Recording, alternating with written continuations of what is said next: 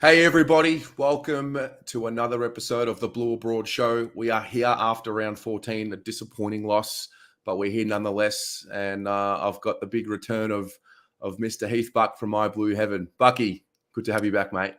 G'day, Tez. Hopefully I'm coming through loud and clear, mate. We've had a few technical issues to start the show, but great to be on, mate. Great to be on. Absolutely. We're going to find a way, just like the boys seem to be trying to find a way every week. We've got injuries and things out of our control, but we're going to just try and focus on what we can control. Definitely, mate. Definitely. You're looking good anyway, mate. How you feeling? Yeah, I'm feeling all right. I was saying to you off air just now, it's I feel like when we lose, it's not the same as what it was last year, because last year I felt at certain points throughout the season in certain losses, it was not just questioning one game, but really just questioning the whole direction of the whole ship. I don't feel that right now, you know? Yeah, no, I agree, mate. And as we said off air as well, but there's also that notion that the season's wide open and it's there for the taking if we're good enough. And as much as the last, say, month has been up and down, there's an opportunity to achieve some big things this year, and we mustn't forget that as well. Yeah, 100%. I mean, I'm trying to think of the last time that we were talking about the group being even just playing in games that were relevant. I think if you look at this time last year, for example, or after 14 rounds in 2021, we're actually sitting with a record of 4-9 with a percentage of 90%. So you know, fast forward 12 months, 9-4 with a percentage of 112. You know, if you're a numbers man, I think that looks good, but I think also by the eye test, it looks better. Yeah, and I think you have to probably go way back to maybe 2011. You know, since we really looked like, you know, we could do some damage in finals. You know, we nearly made it to a prelim, and I think Mark Murphy speaks about, you know, that missed opportunity back in 2011. I think we had that final over at Subiaco, and, you know, we nearly got over the line, and he's spoken since about, you know, they were confident if they got over the West Coast, they'd sort of tackle Geelong in a prelim final, and they'd beaten them a couple of times throughout the year. And they're all missed opportunities, mate. We try and own the present and own the now, and we've got some challenges. There's no doubt about that, you know, particularly with our list at the moment. But I think we're still capable. Yeah, I think we're still really capable of winning, and that's why the weekend was disappointing, I thought, and the loss against Collingwood, because, you know, both those games were there for the taking, and whether we, I don't know, whether we were something happened within that game for us not to. I mean, you lose games of football, don't you? I mean, but to lose in the manner in which we did is really disappointing, because we know those wins are going to be important come the end of the year. You know, we want to be sort of top four if we can, but right now we feel like we're sort of just hanging on inside that top eight. Although the results on the weekend, other than the Geelong game, mate, sort of went in our favour. You know, we've got a tough month coming up, a real tough month, you know, starting this week against Fremantle. Yeah, we're definitely going to touch on that, because I really do sense that it's the defining part of the season will be the next 4 weeks, when we don't have everything that we want to have on the field. And we know that we're going to hold on and just sort of make do with what we do have. Not that we're missing, I know that we're missing a lot in the back line, but there are still plenty of pieces on that field that can win a game. Oh, no doubt. I mean, and I suppose a big talking point tonight will be, you know, the fact that our midfield, which really hasn't been hit other than Adam Chera being out, and we had the likes of Setterfield and Dow and Fogarty and Jack Carroll running around in the VFL on the weekend. You know, we've got a couple of top 5 draft picks in there. So our midfield's still intact. You know, I know we haven't got Pitton at the moment is very important for us, but they've been down. That whole group, you know, they're winning the footy. You know, they're not playing poor football, but as a collective group, you know, Cripps, Walsh, you know, Kennedy's been a little bit down. I don't think Hewitt's playing as well as he did at the start of the year. They're just not having the impact and what they did at the start of the year. Maybe it's the conditions. Maybe the wet weather. I would have thought the wet conditions would have suited the likes of Hewitt and Kennedy and Cripps in particular on the weekend. But yeah, they failed to really step up in those difficult conditions. We were smashed, particularly by Dion Prestia. He absolutely murdered us through the middle of the ground. What do you have in the end, Terry? He had 13 clearances, and that's a huge influence on the ground. And if you'd said before the game, in those difficult conditions, you would have thought, well, Cripps, Hewitt, Kennedy, they're the players that roll their sleeves up and get dirty, particularly at ground level. But yeah, we just failed to fire a shot, really. Yeah. No, we're going to touch on it. We're going to get into the game shortly. Before we do, I've got a very special birthday shout out to give out. A gentleman by the name of Tyson Maynard. He's turning 30 today, and his lovely other half, Amber, got in touch and wanted to just wish him all the best. So, Tyson, thank you very much for your support, and happy 30th, mate. Yeah, happy birthday, Tyson. It's a great age, 30. I wish I was still 30. What happened in your world when you were 30, Bucky? What was going down?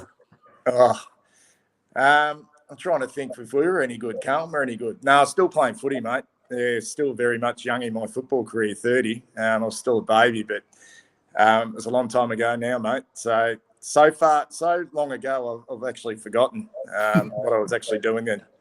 Yeah. But happy birthday anyway, Tyson. Absolutely. I like to think that 30's the prime time. You know, you've got a bit of skin in the game just before maybe you've got a few kids, and the last years before it's not all about you. I don't know. Good work. Good work. All right. Bucky, it's time. Round 14. Yep. I'll get everyone in the audience to do what they do every week, and they give us 3 words to summarize whatever the hell that was. I know you just touched on the midfield battle a little bit, but what was your overall summary of Thursday night?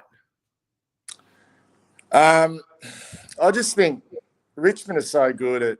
I just think our lack of preparation. Well, it felt like a lack of preparation. I doubt that we went in, not so much with that mindset, but the way we played was really not conducive to the conditions. And as I said in my review, we knew throughout the day, where I was, it rained all day and it was heavy, it was torrential, and it rained throughout the game. So to go in, thinking that it was going to be dry and play sort of dry weather football, we're a high possession team, and it's sometimes a little bit hard to change the way you play in that regard. But to over handball. Our midfielders handballed more than they kicked, and Richmond they just sweat, Terry, on that, that sort of frontal pressure, and they played the percentage, particularly in that first half. I did read a lot of supporters saying they had luck on their side in regards, they kicked the ball off the ground and land in the hands of one of their players further up the ground. They punched the ball on. But that's what they did. That's what Richmond do. They're just excellent at playing those conditions. And, we just failed to do that. And it wasn't until probably at the back end of that second quarter. And I had this feeling, when we were sort of 6 goals down, I had a feeling if we'd get a couple on the board before half time that we'd be right in it, given that Richmond's, tendency to sort of fade out in games. And we did that. We got 3, in fact, but just that one in red time, I think, was it 8 seconds, Terry? That just sort of summed up the night for us. It was, and you sort of fast forward then to, that play where Newton's goal wasn't allowed, and the way they the transition from Richmond and how easy that was for them to score that goal, pretty much to take the wind out of our sails, to be perfectly honest. But it was really disappointing. We had a lot of time to set up behind the ball from that. Assuming that the review would have said it was a behind, and teams are really good at sort of adjusting and going, okay, let's set up. We assume it's a point. And for Richmond just to take the ball from one end of the ground to the other and to score that goal, that pretty much summed up the night for me. Just I don't know if it's a lack of footy smarts at time, and this is something that obviously the boys have been working on, and it's something which has been consistent with this group for a long period of time now, that we just didn't adapt to the conditions at all. And, you know, I'm actually looking forward to playing Fremantle under the roof, because I think the dry conditions will suit the way we play. But the overriding for me is just one of pure disappointment to get in the position to win the game and not taking that opportunity. You can get on such a high when Nunes kicked, or we thought he kicked that goal, and then, yeah, next thing you know, the game's over. Just bitterly disappointing, mate. Yeah. I mean, we've been, for the most part, I think we've been starting games really well. And it was so strange because I feel like it took 40 minutes, 40 genuine game minutes for me to feel like we were even a part of the contest. Yeah. You mentioned the handball, even the short 15-meter kicks, and Richmond, even in their, at their peak, their ability to tap the ball forward. I just think they put I felt like they put the credits in the bank that the footy gods ask of you in a game. They just did the things that the game was requiring, that we didn't do, and that's probably why they got the good luck. And in many ways, I feel like we've had that good fortune this year at times, even when we've almost coughed up big leads. But the work we've done early in games has sort of paid us back late in games, and we get a bit of a good bounce here or there. So I don't know. It was, I think, as tantalizingly close as we were to pinching the game, it would have been daylight robbery had we done it, I felt. Yeah, I mean, I'll ask you a question, mate. Before the game, obviously there was a fair deal of nervousness about the contest. Did you think before the game that we were capable of winning that game? Capable, yes. Did you think when Nunes slotted through that goal, which wasn't allowed in the end, and even when it wasn't allowed, did you think at that stage that we were still capable of winning that game with 9 minutes still left on the clock? Yeah. Yeah, and I think that when you ask those sort of questions and you don't get the job done, it's just such a missed opportunity. And you can blame injuries, and you know me, mate. I hate excuses, and that there are reasons. But at the end of the day, when you cough up, what do we have? 76 inside 50s to Richmond. I think that's a season high against us. I mean, that's an amazing stat. To concede 76 inside 50s on the night, but still be in the contest. Pretty much right up until the final siren, sort of says to me that we still did a fair bit right. So it's trying to find the balance for me of being, I suppose, realistic to where we're at the moment, but still trying to drive this team really hard. Because I thought going into that contest we were capable of beating Richmond. They've been in reasonable form, but they weren't ultra impressive against Port the week before. They sort of fell over the line in the end in that game. I mean, Port had some injuries themselves. And I just thought from that perspective, I just didn't think we brought our best football on the night. And these are the games, mate. This is the time of the season where, you don't necessarily need to be playing your best football. You want to be playing that, sort of come September if we can make it. But you still need to get over the line in these types of games. Now, you're not going to win them all. But that's two we've lost now. The one against Collingwood and now this one against Richmond at the MCG, where we'll be playing finals. And they sting. They're lost opportunities. I'm sure, the coaching staff will be working hard to try and rectify these problems. But at the same time, in the back of their mind, they're going, fuck, these are lost opportunities, because we were capable of winning these games. And we've got, as you said before, mate, we've got a tough month coming up. Yeah. So without wanting to pin it on individuals, I think if I had to give a collective group within the group that I felt let us down, we'll say the midfield. We spoke earlier, you mentioned Presti's 13 clearances, and you also mentioned that, going into the game, it's wet. Kennedy, Cripps, Hewitt, you'd probably take your chances knowing we got the three of them. I guess it raises the question, is it just a down patch? Is it just a lull in the season? Is it just one of those things that happens? Melbourne are going through their down patch at this time as well. Even the Saints obviously dropped a bad one. Is there something wrong, or is it just one of those things that happens throughout the season? I think that's what I'm trying to understand. Yeah, I don't think Cripps has been. I don't think he had a magnificent start to the year, and he's still been very consistent. And this is not a criticism of Cripps, because I think, he's still playing really well. but he's probably not at the top of his game at the moment. There's no doubt that Walsh felt like he was really building into his season, and he's still getting big numbers, but a lot of his kicks are still under pressure. He's not getting that sort of breakaway.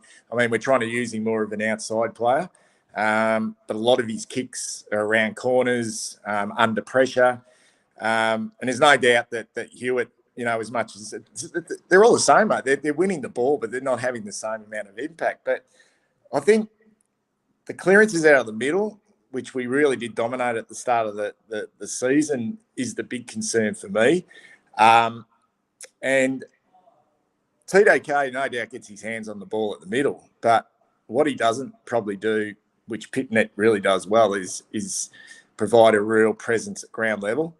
Pitnet's really strong at opening up space for those midfielders. And I've noticed that particularly in the middle of the ground. I went back and watched the game against Essendon, watched the game, again from the weekend, even against Collingwood. That ability of the big man to get dirty at ground level and open up that space. And Pitnet gets a lot of clearances himself. That first clearance by hand to feed it out to the likes of Cripps and Hewitt. And I think that is a genuine concern, because we're not going to see Pitnet for a little bit of time yet. And then he's got to, get some match conditioning under his belt. But he's a big loss. I see him as a really big loss, and that's nothing against TDK, because I think his form early in the year as that third tall in the front half wasn't working for him.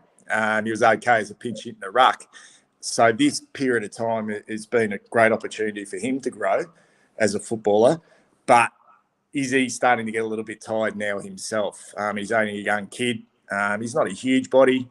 Whereas Pitnet he's that brute. He's that real brute, that player that can open up that space for those midfielders. He's like an extra too when that ball hits the deck. So maybe that is something that we need to take into consideration, mate. The fact that Pitnet isn't in there just providing that sort of extra body inside that centre square. Yeah, I mean, when Pitto went down, I think he was leading the league in hit-outs to advantage, and you're right, he does provide space for the other boys in there, and doesn't get any easier coming up. We've got Sean Darcy back in that middle against and you got Lob as well, who goes in there and wins his hit-outs and then goes forward and provides an aerial threat forward to centre, which poses many problems for us on Saturday against the Dockers. But I think the disappointing thing, from another disappointing fact, is before the game, I suppose I identified two really important players for Richmond who had outstanding games that probably went under the radar a little bit, because we speak about Prestia. You speak about Grimes' excellent job on Charlie, although I thought Charlie really did work into the game as it progressed and became quite dangerous. But just the influence of Jaden Short, 989 metres gained. He had 24 kicks, mate, 24 kicks and only one handball. It was like we just allowed him to dictate. He spent some time, which was a real surprise, in the middle of the ground. He sort of drifted up from his usual sort of back pocket, spent some time in the centre.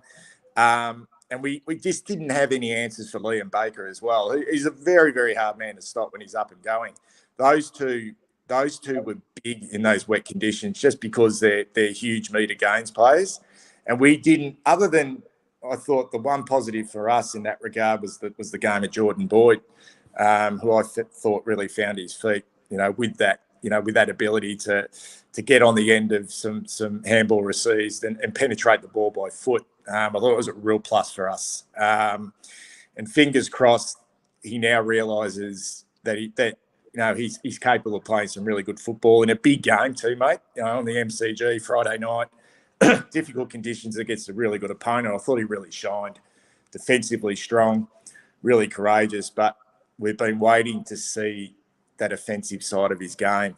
And all the good sides have got those outside runners who can hurt the opposition by foot. And he did it a couple of times, Terry, I think, against Essendon. A couple of times. Didn't win a lot of the ball, but we saw it a couple of times. But Thursday night against Richmond.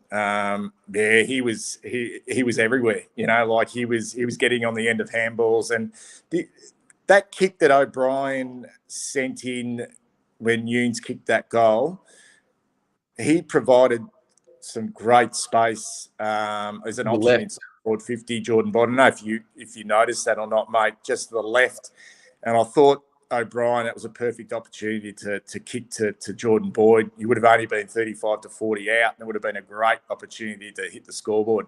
And he decided to go to the top of the goal square, which I mean, it probably would have paid off, but the percentages would have probably been go to Boyd.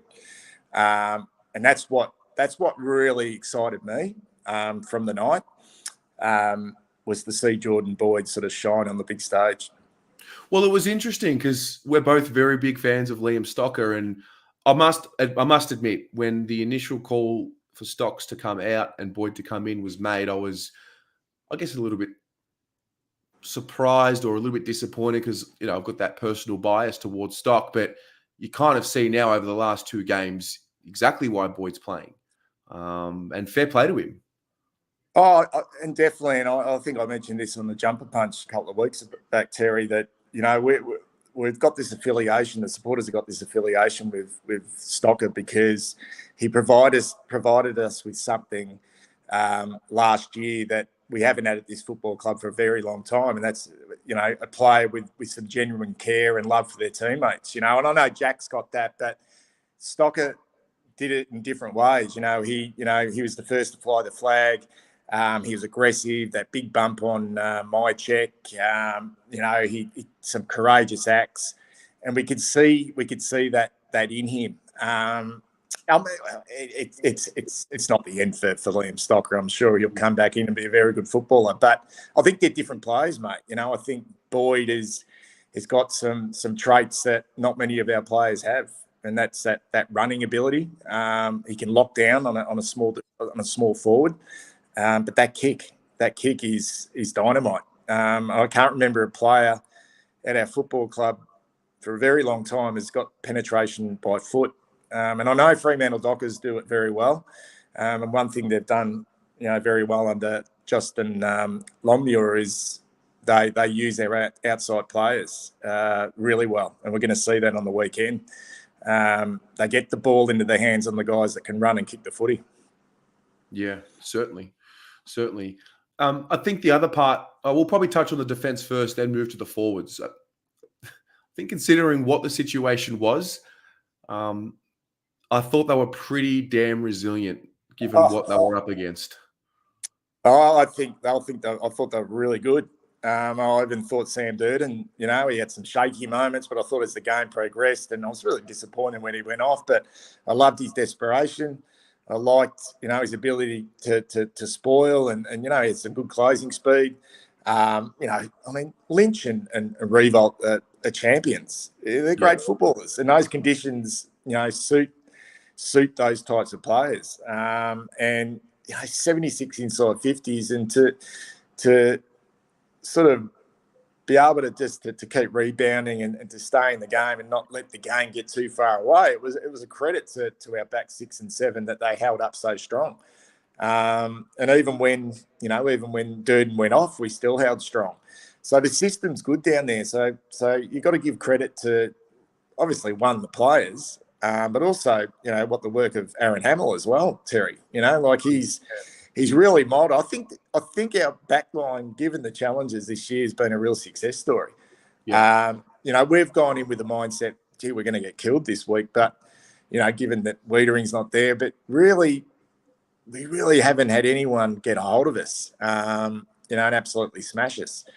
I thought they were really good, admirable. Doherty's just. What more can you say about that bloke? His game was great. I think Newman's been consistent this year. I know Plowman gets criticised, but I think he's holding up okay at the moment. He makes mistakes. But to see Boyd, as I mentioned before, step up, and Sard was simply outstanding. My only criticism of I suppose, Adam Sard is he just doesn't seem to have that. He's still got the zip, but I don't know, we're not seeing that real I don't know, that take the ball and put it under the arm and take the sort of direct route to goal and become a threat forward to centre, as a sort of chipping around and going sideways, and he's defending beautifully, closing speed brilliant. But yeah, he's probably not been as offensively powerful as he was when he was at the Suns and also at Essendon. Maybe that's a good thing. Maybe he's just a better defensively minded player. Maybe he has to be at the moment as well. The fact that we are, a little bit down on numbers down there. But yeah, they were really good, mate. They were really good. Yeah. And then I guess there's the forwards who, was it due to a lack, did they suffer due to a lack of what the midfield were doing, do you think? Or are they culpable for a bit of it as well? Look, sometimes I thought we were a little bit cute. I think there was that hit up to Charlie, which resulted in a Richmond goal. I think it may have been their third. We tried to hit up Charlie with a sort of cute pass, went over the top of his head, slipped through his fingers, and then they transferred the ball, got their third goal from it. I think we only laid, 4 tackles inside forward 50, so our smalls were a little bit down on their defensive backs, whether they were getting a little bit sort of caught too far up the ground. They're inexperienced as well. You talk about Corey Durden and talk about Owies. I mean, Owies is a little bit older, but in terms of games, he's still quite young. Fisher was a little bit quiet. Probably didn't have the strength in those conditions like he would on the dry decks. And Martin sort of floated in and out of the game. And they're very, very difficult positions to play, those small forward roles, because they are pushing so far up the ground. I saw Owies a couple of times in our defensive 50. In fact, I think he may have fumbled a ball, which resulted in Richmond's first goal. So are they getting dragged further up the ground? Are they instructed to help out, defensively as well? Not quite sure, mate, but 51 inside 50s, when we get going and when it all clicks, I don't think there's a more sort of dynamic sort of forward combination in the competition. It's very exciting. But we're talking about a Richmond defence that's still got Dylan Grimes, still got Broad, still got Flostone, got Short down there. Baker spent some time down there as well. They're very experienced, sort of back 6-7. Tarrant's probably getting towards the end of his career, but he's still quite dour. Played on Harry. Thought Harry was superb, in that last quarter. Nearly won the game off his own boot. So it wasn't, I suppose, a polished display by our forwards, but you wouldn't really call it a polished display by Richmond's forwards either. I mean, they had 76 entries and only won by 15 points. And they had some firepower in their front half as well. So they were difficult conditions for forwards all night, and probably easier for defenders, given the slippery and wet conditions. Yeah. I mean, when I did my review, I try my best at all times. I'm never always good at it, but I try my best to step away and go to like a high level thought process of it. And I'm thinking, when we did our predictions at the start of the year, I was like, well, I did predict, and I'm not surprised that we split the games with Richmond. Now that only really matters if we split the games with Freo this week, because going on that theory, we're gonna win. It's just not totally surprising. I guess we'll be able to reflect on it a little bit better at the end of the season, and if this one really, really hurts us, or what the situation is going to be. But I mean, it is what it is, right? It is, and that I mean, they didn't have Dustin Martin either. I mean, yeah. I know we had a lot of outs, but I mean he thrives. He thrives in any conditions. Dustin Martin, he's probably not at the top of his game, but that makes it a little bit more disappointing. When I heard that he went out, I thought, wow, this gives us a real opportunity. I mean, Cochin's at the end of his career. Prestia is really the one that got away from us, and then that was, the likes of, as I mentioned, Short and Baker, the ones that really did the damage. And they continue; those are the types of players that continue to get the job done for Richmond. I'm not quite sure. There's no way in the wide world that our match committee and our players would be underrating the likes of Jaden Short and Liam Baker, but Richmond is so good at manipulating where they play those guys, and making sure that they do the ultimate amount of damage. It was a bit like when Butcher-Hawley used to play. You used to think, how the hell is no one on Butcher-Hawley? But Richmond are the masters of getting that outnumber, that loose, and they just did it beautifully again on Thursday night. I don't know if it's poor coaching on our behalf, but Richmond do it probably better than any other team in the competition, getting that that outnumber down back. Yeah. Let's get our votes in, and then we're going to move on because there's a few more things on the agenda. So, ladies and gents out there, let us know your 1, your 2, and your 3. Bucky, you do 5, right? You go 1 through to 5. Yeah, I do, but I'll just give you my top 3 from my 5. How's that work? Yep. I gave 1 to Jordan Boyd, as I touched on before, mate. I just thought it was a breakout game for him, and I really look forward to seeing what he's got offered. He's got offered for the rest of the year and moving forward. He's still a young kid, 22 years of age, done it the hard way, and he's got some special attributes. I really like him. Thought he played a really good game.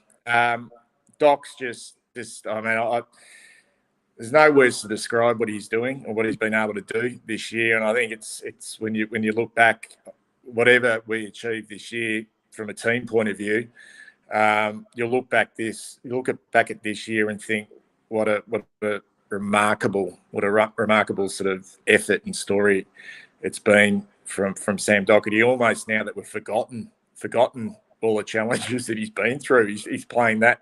I mean, the football that he played in his All-Australian year, I thought he was great again.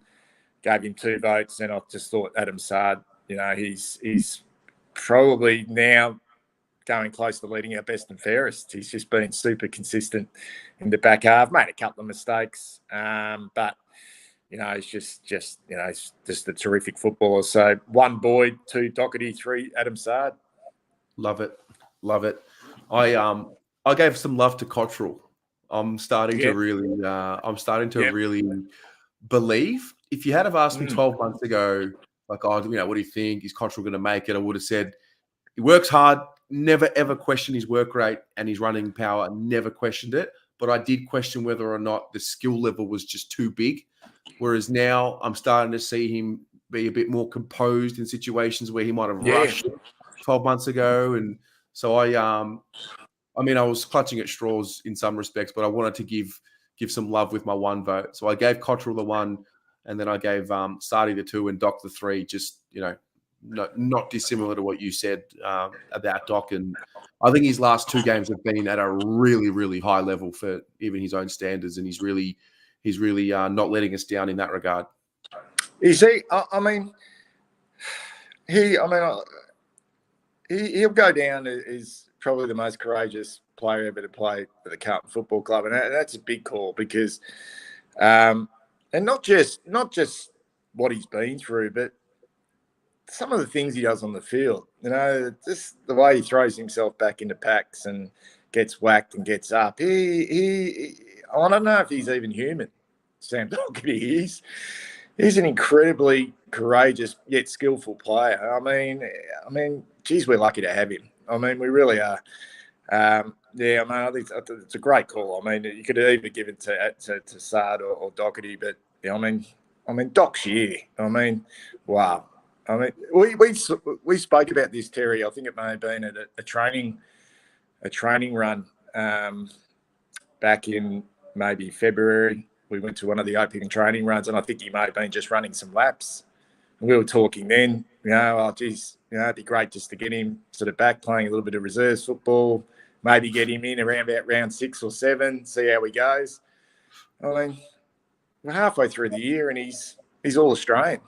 Absolutely. I think the other important factor that he brings to the group, I mean, like obviously the Marchbank injury is devastating and Durden and all these injuries are devastating, but for all those guys, I'm sure if they just look down the locker room, they see Sam Docherty, you just look at him, it just puts everything into perspective. And that's a really unique situation that we have. Yeah, it's just incredible, mate.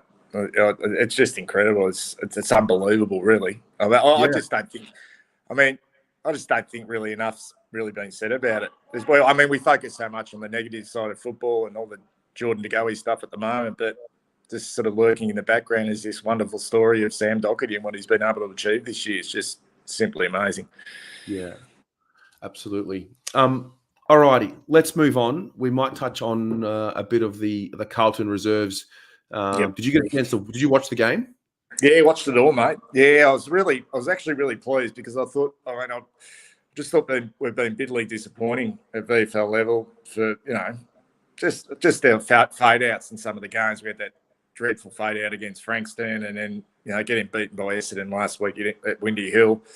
But I thought this was a really good win, against the Bulldogs, or Footscray, as they're known in the VFL. I just thought, they jumped us early and we sort of fought our way back in. It was good to see all our AFL listed players, I think, put their hand up for senior selection.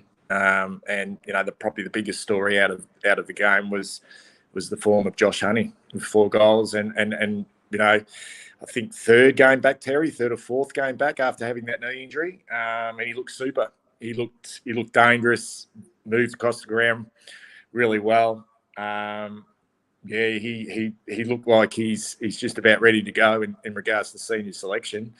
I suppose the big question is whether he comes in this weekend. Yeah.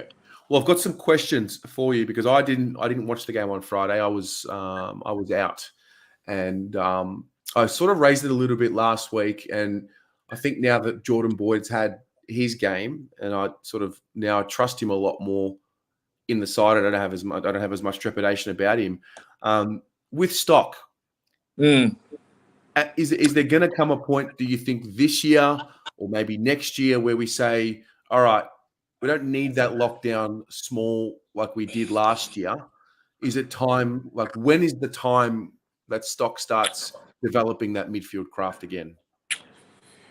Yeah, it's a really interesting question, mate. No, it's a hard one to answer because the midfield's so strong, and you've got Jack Carroll coming through as well, and I think they've got big things in line for Jack Carroll. So there's another one that will roll through the middle of the ground, and I think they see Liam Stocker as a defender. I really do. Whether he's got that speed through the middle of the ground to be a midfielder, I'm not quite sure, mate. It's really hard to answer. You would have thought that they, if they wanted that to happen, they'd start to do that in the VFL, wouldn't you have thought? Yeah, that they'd start to sort of give him some time into the middle of the ground now, given that Setterfield at VFL level is playing on a wing. They've got Fogarty running through the middle, who when he plays, with us in the seniors, he's a sort of a half forward. So there's room there to play him in the midfield. But they've got young, I think, Xavier Marr. He's a VFL listed player spending a lot of time in the midfield. I actually think they see him as a defender and maybe a replacement down the line for someone like a Nick Newman, who's getting towards the end of his career. So I'm not quite sure, mate. I just would have thought by now, at 22 years of age, or 21, 22 years of age, that they would start, because he's a ball winner. I mean, Liam Stocker is a ball winner. So we'd like to see him get that opportunity in the middle of the ground, but I would have thought at VFL level that would have started now, because you can't see him coming from the VFL as a defender, and they pick him next week to come into the seniors. He's coming into play as a defender. He's not coming into play as a half forward or as a sort of rotating through the middle of the ground. He's coming in as a defender, and right here, right now, he's not replacing Jordan Boyd. Yep. The other one was setters. The last 2 weeks, the numbers look really good. Is there a pulse? Is there a pulse with Will Setterfield? Is something happening? Look, I think they'll probably give him an opportunity just because his form's so good. You can't let a guy just waste away in the VFL who's showing really good form. But I'm not sold by any stretch. He's a talented player and wins a lot of the ball at VFL level, but to me, he's just not damaging enough. And what do we want him to play? Do we want him to play an inside midfielder role? That means, who's he going to take the spot of? Is the fact that, Chera's not there? Do you bring him in while Chera's out? and bring him in and give him an opportunity in the middle of the ground. I'd like to see him given an opportunity, whether that's this week against Fremantle or the following week against St Kilda. But I don't know, mate. I just think he lacks. I just don't think he's got enough penetration. He just and doesn't have enough tricks. He's not fast. He's relatively strong overhead. He finds the football, but he's just not a great user of the pill either. I'd like to just have one thing in his game that you go, wow, whether that's just a great kick, whether that was an explosive bit of speed, whether he's just a fierce tackler or, he had a real aggression about him. But he just doesn't seem to have anything where I think, well, is he going to make us much better? So it's a no from me. That might sound pretty brutal, but who's to say that he's not going to come in this week and get an opportunity? And look, he'll come in and win his 20-odd possessions. I've got no doubt about that. But yeah, it's a bit of a. I just don't think he has that sort of wow factor. You don't need all your players to have wow factor, but we've got enough of that type in the team at the moment. Yeah, for sure. And then you mentioned Honey. I sense that he's a bit of a fan favorite, and I sense that we were kind of just waiting for something like what we saw on the weekend for us to all say, all right, it's time. I think also with Jack Martin getting hurt, it kind of looks, and then under the roof this week against Freo, kind of looks, well, it seems, I mean, we're just guessing now, but it seems like that would naturally be the move. Yeah, it's a big jump. Yes. It's a huge jump against probably the best defensive team in the competition. I think they're ranked number one in the comp, the Dockers, for score against, and they're rabid. Number one pressure act team in the competition. You're asking a guy that's, spent a lot of time in the rehab rooms, been back now for 2 or 3 games. What's he played, Terry? 4 games of senior football. Showed a little bit, in the COVID year last year with no one there in the crowd. And I think he's a big game player. Don't get me wrong. I think he's got a bit of talent, but it's a big ask. And the problem you get sometimes is supported. He's a fan favourite, but he comes in and has 4 kicks and 3 handballs, and he might kick 1 goal. Next thing you know, it's just a huge jump, and it's a difficult position to play. That sort of half forward role, and Jack Martin finds it. I think Jack Martin's been okay.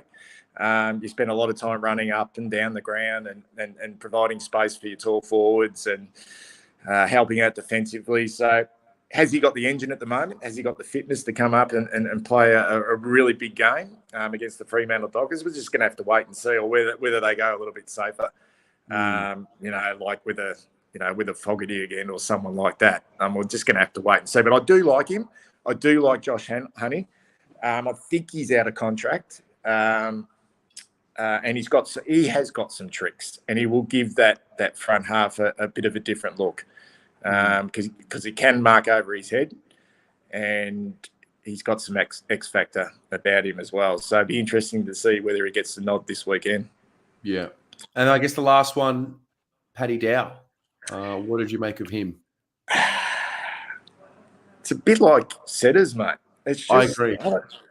It's just, I'm just not seeing it. I know he's winning them out in the ball, but I don't know. I just think they've got Jack Carroll as the next one in line, and I know he's only young, and he had a couple of he battled a little bit in his last couple of games, but do they reward form? Do they see whether Dow can give him another opportunity? And I don't know. There's just something about Paddy Dow that he obviously not doing at senior level, and that I think is the defensive running, and whether he's got that engine to be able to do that. He's an explosive type player, inside player, and whether he's providing much else, I don't know. We know he's deficiencies by foot. So look, I don't know. I don't think so. He's not in my sort of books to come in this weekend, but he probably will. Who knows, mate? Who knows? Yeah. I just think Jack Carroll's the one. I really do. And I know that you like him too. He's just got the class. He's got the poise. He finds the pill. And I think at 19 years of age, I think he's the next in line.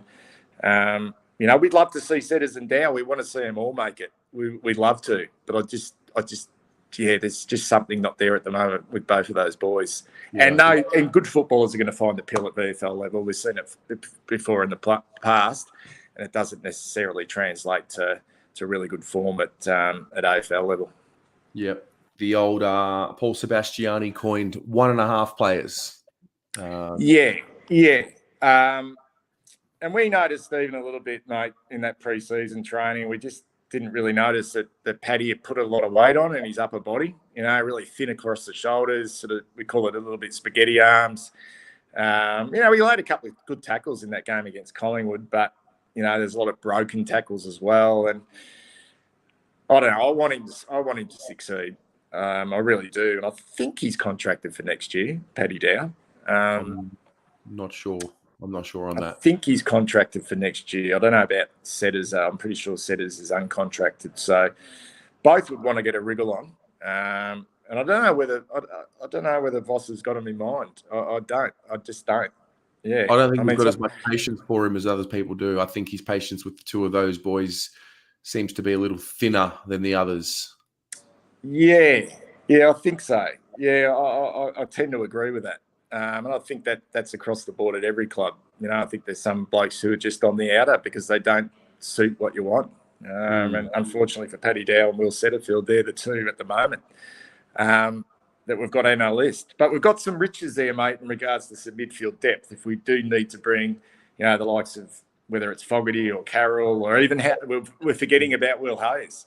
I thought was really good on the weekend. And he has got a touch of class about him. And in fact, I'd prefer a Will Hayes over Paddy Dow, just because he can kick the pill. He's a really good kick, and he's got a bit about him. So it could even be a Will Hayes, mate. We'll just have to wait and see. But I suppose the big ones. We're going to probably talk about the defence. So yeah, with Brody Kemp.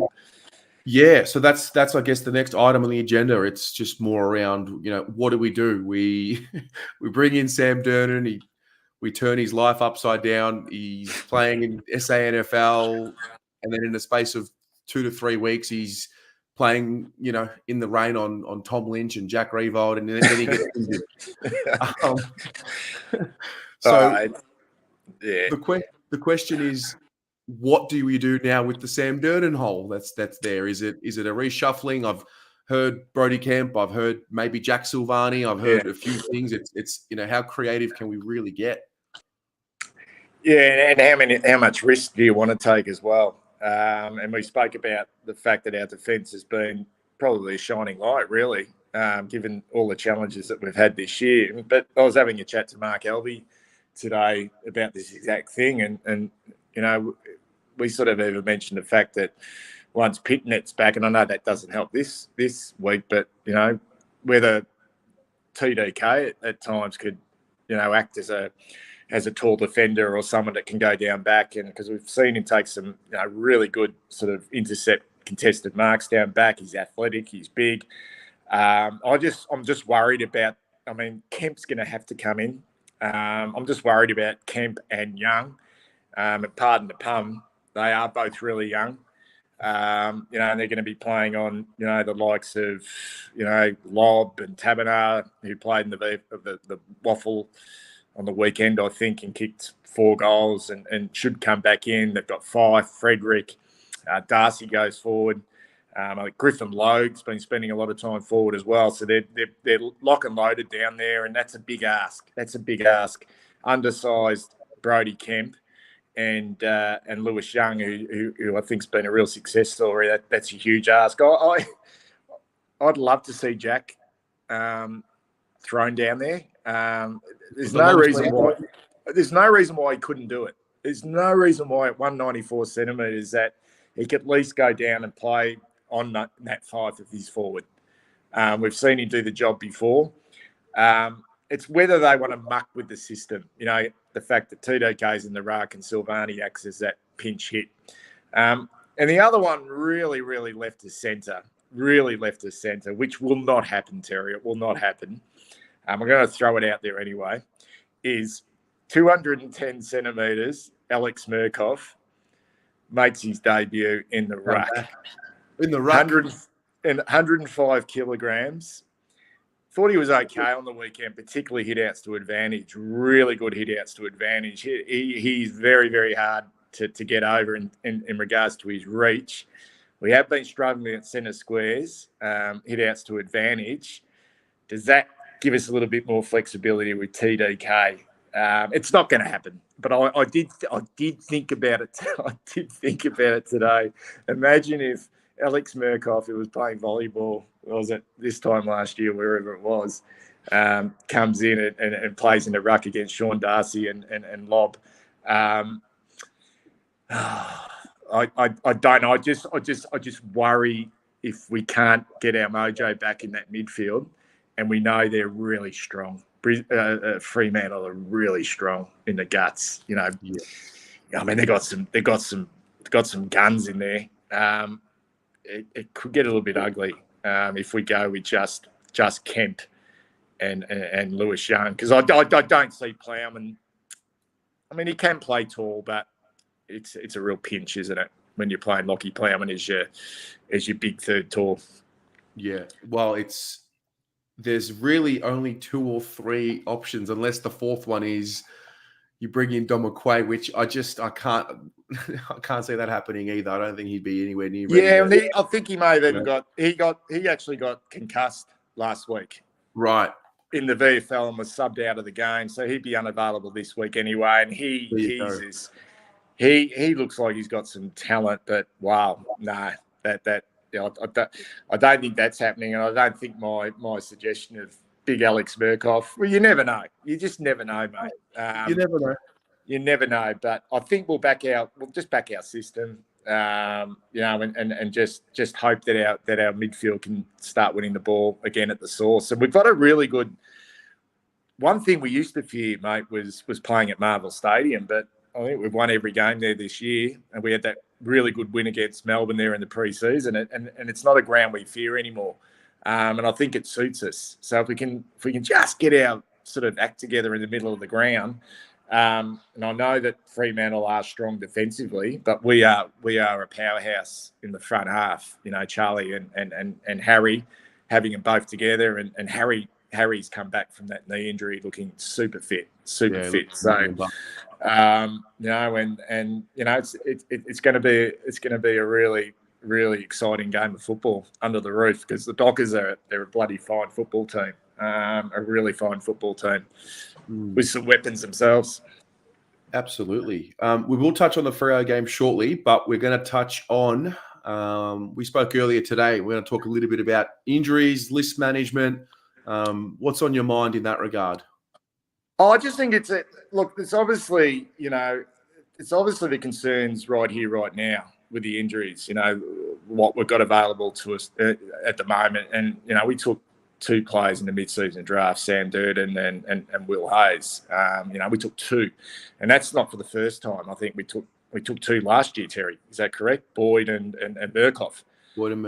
So we're always dipping into the mid-season draft, given our injury concerns. But my obviously the concern is right here, right now, but also projecting forward. The ramifications of the likes of McGovern, Cunningham, Marchbank in particular. Obviously Oscar McDonald now, who are constantly in the medical room, and there's no guarantees with these guys. They look. It's so disappointing, and it's sensitive because Marchie comes back and we love him, plays 1 game of football and then goes out. Cunningham comes back, goes out, in and out, in and out. Even the likes of Jack Martin and Zach Williams are in and out. We can never seem to get any continuity with this group of players, and they're all in the prime of their career. McGovern, Jack Martin, Zach Williams, Cunningham.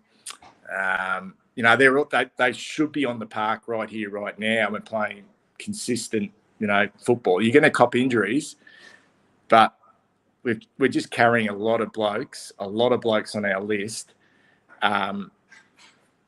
who are just not out there, and it's putting an incredible amount of strain on the rest of our list. And I think it needs to be addressed. It will need to be addressed. And I'm not quite sure how you feel about it, Terry, but does some really hard decisions need to be made at the end of this season? And I call them hard decisions. I'm not quite sure of the contract status of some of these players. We know that will probably spell the end for Oscar McDonald.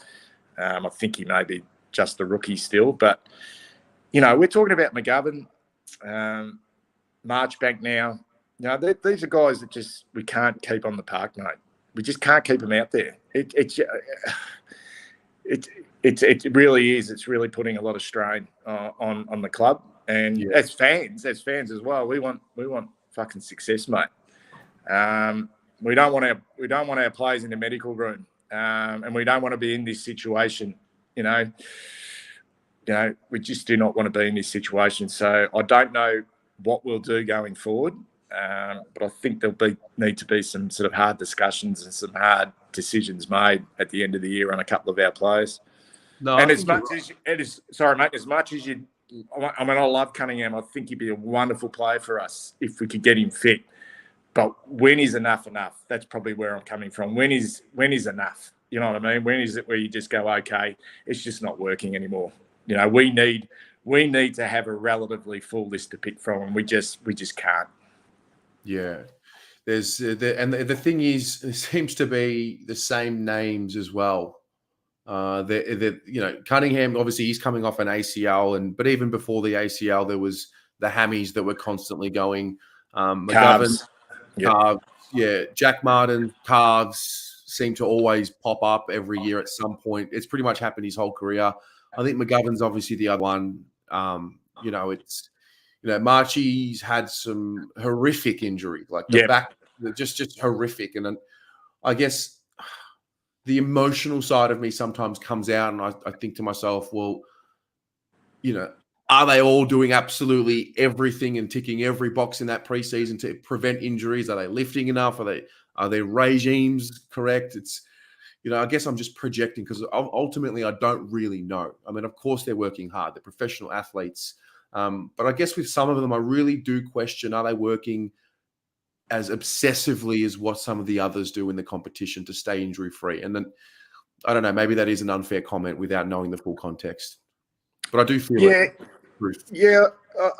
And I think that's a fair assumption to make, and I don't know. I just feel it just becomes a real frustration that we can see the talent. We can see the talent. We saw what McGovern was capable of doing in those first couple of games, but we're potentially not going to see him for the rest of the season. And there's no guarantees when he gets back either. And we've had success stories. We've had Charlie coming back, and no one would have ever thought that would have happened.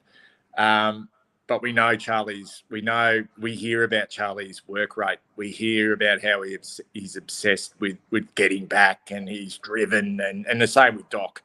I think there are special circumstances, but I don't know. I just feel, can we? Well, I suppose the question is, if we're 12 months down the track and we're talking about these same players again, we're going to be bloody angry, mate. Absolutely. We're going to be really angry if we got McGovern on our books, and even Zach Williams as well. We've seen him do some good stuff this year, but it's in and out, calf, hamstring, whatever. It's never 4 or 5 games in a row. It's always 2 or 3, then out for 4 or 5, come back in, 2 or 3, back out. It just stuffs up your whole continuity. And as we said before, we're going to get injuries, but not to the same players all the time. No, I mean, you just know that Wiedering's going to come back after his shoulder injury and he's going to be okay. Yeah. Same with Sam Walsh. Had his syndesmosis injury, came back, he's going to be okay. Same with Cripps. Has an injury, maybe 1 or 2 weeks out, comes back. He's going to be okay because they look after it. We know that. It's just bloody disappointing, mate. So it's a sense of frustration that we haven't got at least a a relatively healthy list to pick from, and then you play teams like Richmond on the weekend who really only had Dustin Martin out, and they've just got a full squad to pick from. You look at Brisbane, full squad to pick from. You look at most teams, up in the top 8 at the moment, they're all relatively healthy, and we seem to have this same problem every year. The next part, I guess, is talking about this Saturday night. Maybe not so much previewing the game in depth, but just more from a selection point of view. Maybe I'll ask everyone in the audience to give their suggested selections. And I would say, I don't know, I think at this point, Martin probably misses, Sam Durden definitely misses.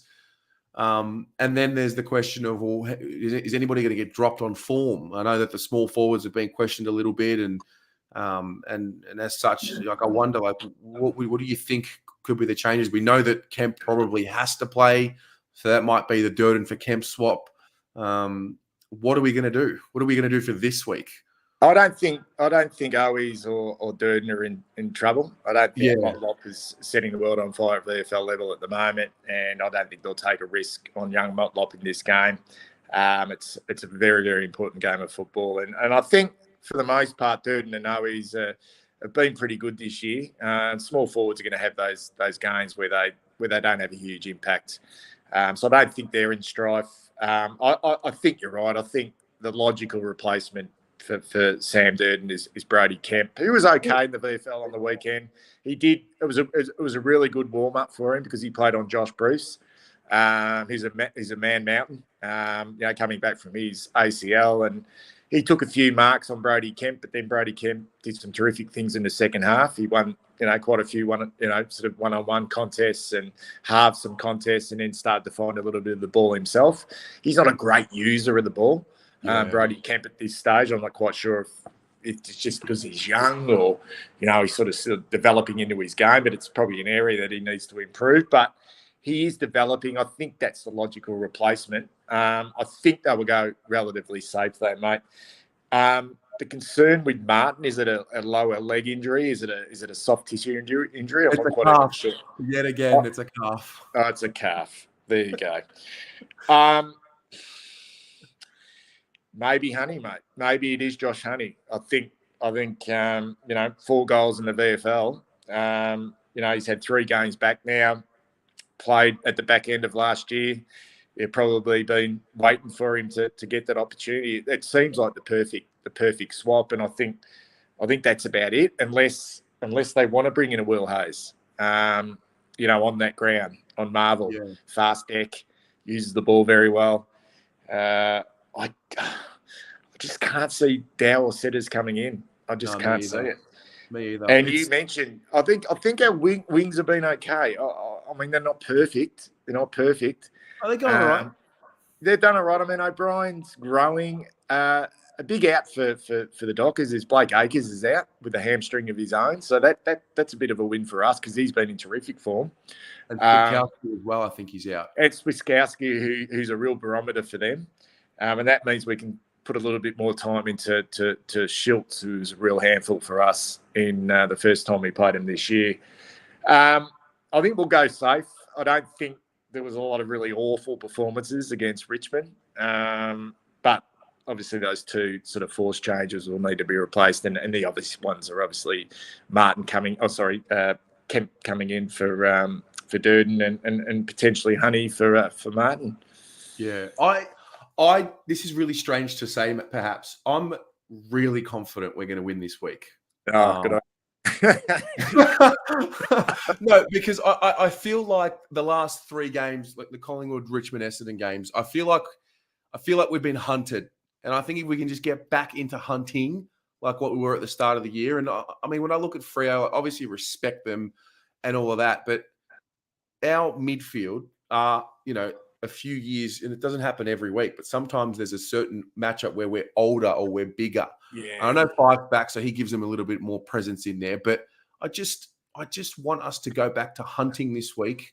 And I think if we hunt the young Dockers, we can bully them a little bit. And obviously, if we're giving up 70 plus inside 50s this week, forget about it.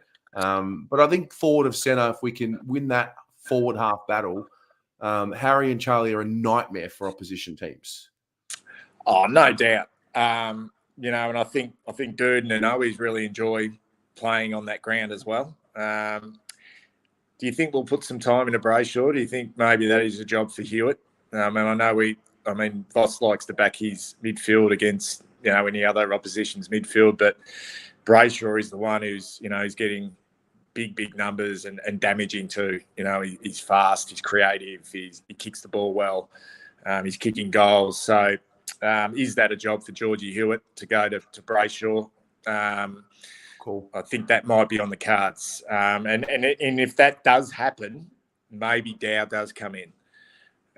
Maybe they see that opportunity to bring Dow in. We have a lockdown with George Hewitt. Well, not so much a lockdown, but, Hewitt can do the job and also win the ball himself. That might have an opening for someone like Dow to come in to provide that extra number through the midfield.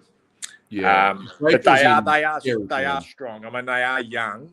Sarong, Brody, Will Brody's had a great year. He's been a real surprise packet for them. But their danger, mate, is across their half back line. Your Will Youngs and Walker, and they just got some real powerhouses who can run and spread and use the ball. So our forwards are going to have to really be on the hunt, and that pressure act has been a little bit down. We spoke about it before, only 4 tackles inside 50 on the weekend against the Tigers. So, Fremantle are really good at spreading and scoring from turnovers. So we'll need to use the ball as well, mate, because they'll punish us. They'll really punish us. And they've got a good record on Marvel as well, a really good record. They like playing there. But I like your confidence, Terry. I really do. I really like your confidence. It's a friggin' huge month, mate. It'll be a huge, yeah. It's you look at this game and then you sort of, you got one eye looking the following week against St Kilda, who can do anything on their day. And who knows? You got that freaking tricky little trip to Eagles over there at Optus Stadium, and they sort of pushed Geelong, and will they be just up and about a little bit? And then the big one, well, they're all big, but the Cats at the MCG. It's a frigging big month, mate. What do you reckon? We need to go 2-2? Do you think?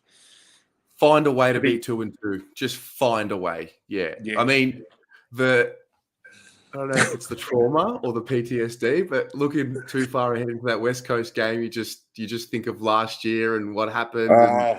I just don't want to, it could go either way, and it's just shaping up. I think Wiedering might be back for that West Coast game. I think that's what and I think McGovern's got a pretty nasty injury at the moment. Jerry McGovern with some he's been in hospital for a few days with a nasty sort of rib sort of situation, so he won't be playing. So I mean, we don't even really need to be thinking about the West Coast Eagles. I mean, we just think about the Dockers this weekend, and we've got a decent record against them.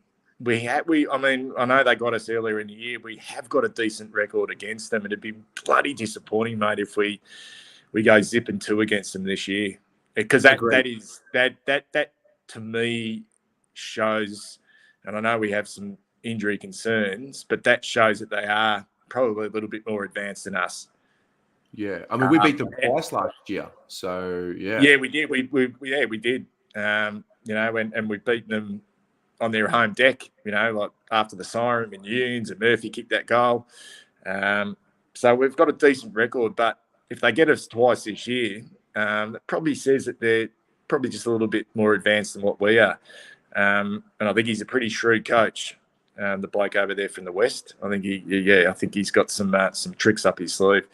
Yeah, for sure. All right, we're going to look ahead to the week. So the Almost Blues Brothers podcast, that came out this morning. So they got that out nice and early. And tomorrow night...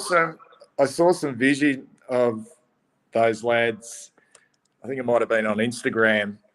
I'm pretty sure it was, obviously the 3 or 4 of them were going absolutely ballistic up in the top deck of the Southern Stand. It looked like, I think it may have been after Nunes had kicked that goal. Yep. And they were going crazy. It was almost like, we'd won a grand final. And they said, you wanted to see us like 5 seconds after this, the disappointment. But, God, it was some fantastic. I mean, just the noise, when Nunes kicked that goal, it was like, wow, like, geez, we can make some noise. And it was an away game, but fuck, our supporters can make some noise when we're up and about. Well, that is where I think we can provide a little something as supporters this week. I did say before it was Saturday night. My apologies. It's Saturday afternoon, 1:45. 1:45, yeah. There's no reason why people can't be going to this game. Obviously, illness and sickness aside. But if we pack out Marvel 45,000 plus and bring that noise, I'm sure it's going to have some sort of a factor for us. Oh, it has to. It has to. I think it has to. And we I think that our supporters have been unbelievable this year. They're riding every bump and every loss and every win, and you can just feel the anxiety though, just building as it gets closer and closer to that possibility of doing something that we haven't done for a very long time, and that's hopefully play some finals football. You know? And this is going to be one of those ones where it's going to be just a really friggin' nervous week. Waiting first on selection, and then obviously the game against a very good football team. Absolutely. It's it's tantalizing to look ahead because the imagination runs wild of what we can do. So if the season finished now, what are we, 5th at the moment? Who's 8th? The Saints are 8th right now. Okay. Collingwood is 9th. I've done a little bit of a ladder predictor, and I've got Collingwood maybe finishing 8th, and we finish 5th. So imagine that. Yeah, we'd play them 2 weeks in a row. Wow, I'm just so glad I don't get involved in any of that banter between supporters. Because I'll tell you what, oh God, it's not happening again. I'm not doing it again. Round 23. I'm gonna it's. Time for me to grow up, Bucky. Oh mate, I used to do it, but I just think in a position where we're at the moment, we just got to do something first. You know what I mean? Like, we just got to get some real runs on the board, and then some real runs. Yeah, get a century or something. I'm just out here getting sucked in. I mean, but the thing is with that loss on the weekend, I think as much as we've copped a lot of shit from Richmond supporters, I think they know. I think the smart sort of football supporter knows that we're on the right track, and it really doesn't matter what opposition think of us anyway. But I think most sensible people know that we're on the right track. I think there's been some really good signs, and I spoke to a lot of Richmond supporters that I know after that game on Thursday night, and they were really, really, really, really worried in that last quarter, and thought that they probably did get the rub of the green as well. So that doesn't help us, but it also says that we're starting to be a little bit feared, which is good. Yeah. But we've got to put the runs on the board though. Yeah. Well, earning the respect back was part of the mantra that we were hearing pre-season. So I think we've made some nice steps in that direction, but really you've got to do it over the course of a full season and play finals football. I think that really is how you earn respect. So yeah, definitely.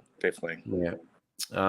Tomorrow night, 8 p.m, the Jumper Punch boys are back, episode 40. So doesn't take a genius to figure out who's going to be the special guest for them. So let's have a look. If you thought I was the OG podcast, check out the boys from the Jumper Punch every Tuesday, 8 p.m. That was cold, calculated, focused, calculated, killer. You looked straight down the barrel and fucking gave it one. Killer.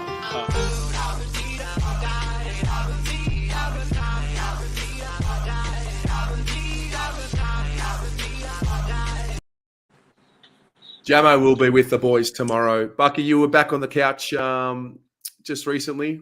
Made the trek from Werribee. How was that? Yeah, a marathon episode. I think it went for about 6.5 hours. They're fantastic. They do an unbelievable job.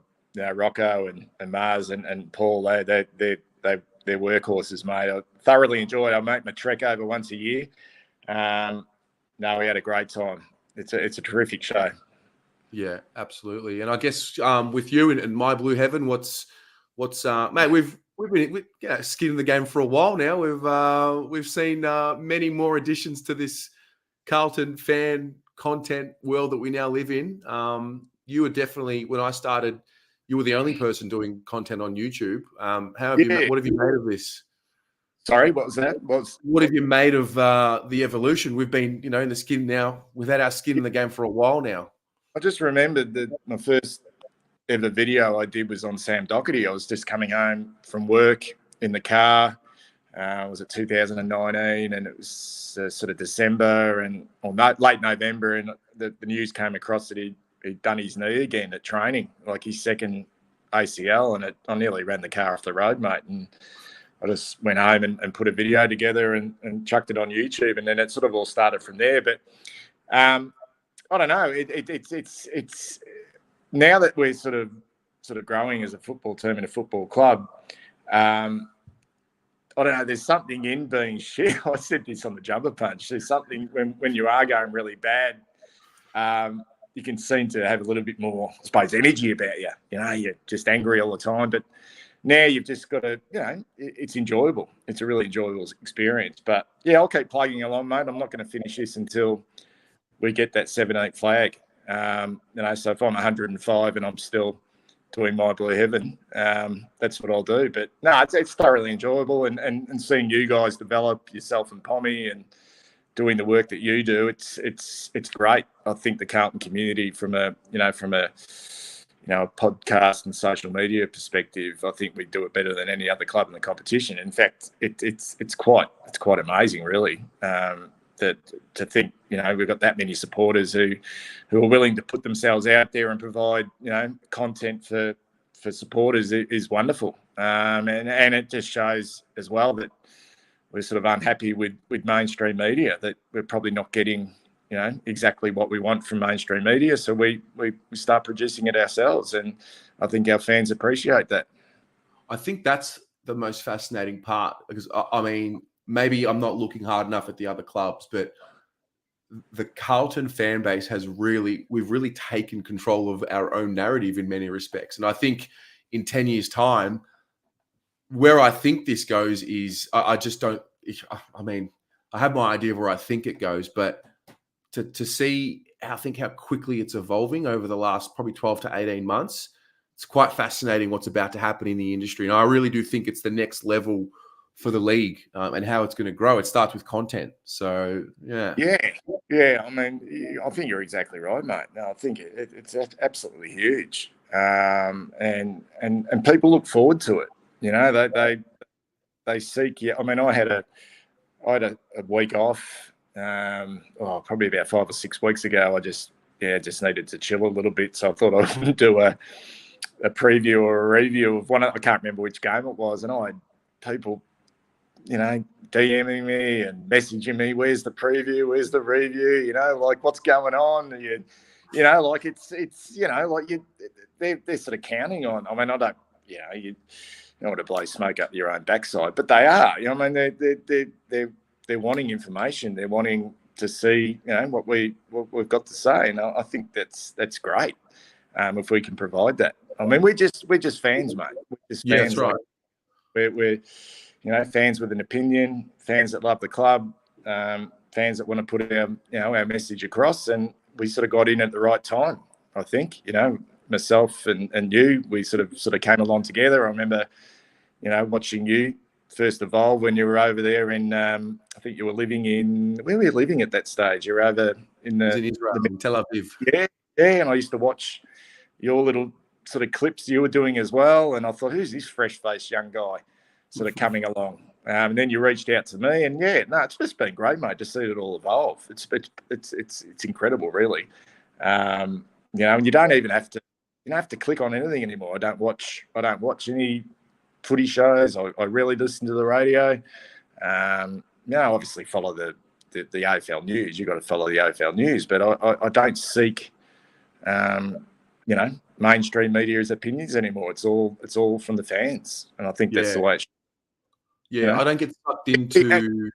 Just a quick one there, mate. I think we also provide something a little bit different to what the club provides as well, and that's not having a crack at the club. The club have got a clear agenda that they need to follow in regards to selling memberships, and it's all positive, and it's and it has to be. But we can come from a different angle.